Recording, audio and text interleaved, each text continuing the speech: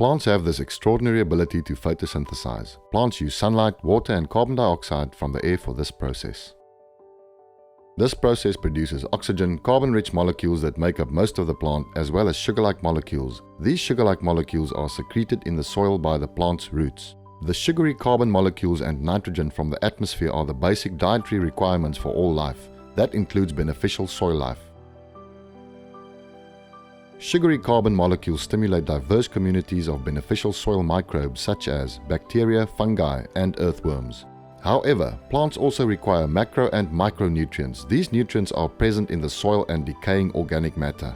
Soil microbes are responsible for the decomposition of organic matter and they use the nutrients therein. The excess nutrients are released in the root zone, available for plant uptake. This creates a symbiotic relationship. Plants stimulate and feed the soil microbes in return for the minerals these organisms made available. This creates a self-sustaining nutrient cycle in the soil.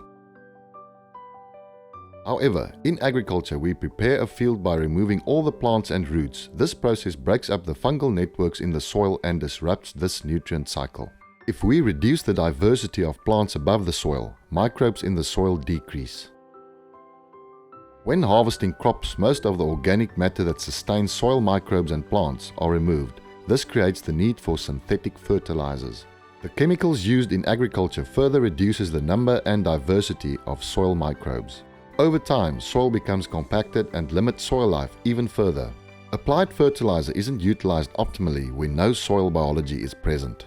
Some minerals are taken up by the plant, however, some bind to other minerals and soil particles, making them unavailable, as well as some minerals are lost from the root zone due to leaching. Soil microbes are responsible for various beneficial processes in the soil.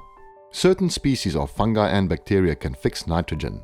They change nitrogen gas from the atmosphere to plant-available ammonium and nitrate, thus reducing the need for synthetic nitrogen fertilizer.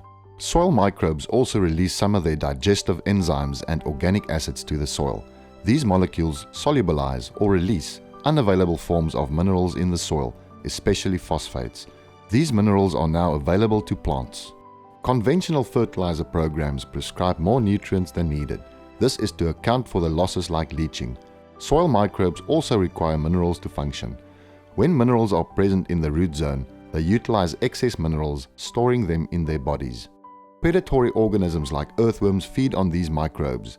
The minerals are released in the earthworm's castings. Minerals from earthworm castings are in a plant-available form. Not all microbes are beneficial. Beneficial microbes in the soil outcompete pathogenic microbes for space and nutrients.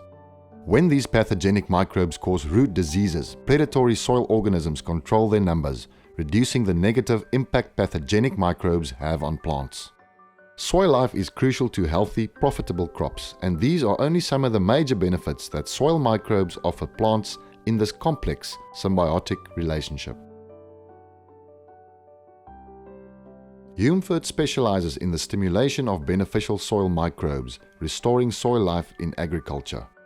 Aminofix 3000 is an organic acid rich in bioavailable carbon molecules that soil microbes need. Nitro 15 is a protein hydrolysate rich in protein and amino acids that supply the soil microbes with an organic source of nitrogen. Aminofix 3000 and Nitro 15 have the ideal carbon to nitrogen ratio that stimulate beneficial soil microbes. Both these products contain simple molecules of carbon and nitrogen that stimulate soil life quickly, as well as complex molecules that break down slowly to sustain microbes' life over longer periods.